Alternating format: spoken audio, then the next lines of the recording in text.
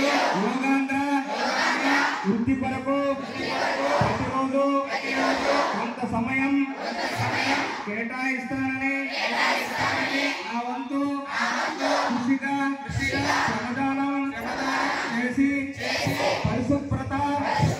ఆంధ్రప్రదేశ్ సాధించే సంకల్పానికి కట్టుబడి ఉంటానని ఈరోజు నేను వేసిన ఈ ముందడుగు ఆంధ్రప్రదేశ్ రాష్ట్రాన్ని ఆరోగ్య పదంలో ఉంచడానికి సహాయం చేస్తుందని నమ్ముతూ ఈ రోజు నుండి నా తోటి వారికి కూడా యోగా యొక్క ప్రాముఖ్యతను మరియు స్వచ్ఛత ఆవశ్యకతను తెలియజేస్తూ స్వచ్ఛ శరీరం స్వచ్ఛ ఆలోచనలతో నా పరిసరాలను ఆరోగ్యకరంగా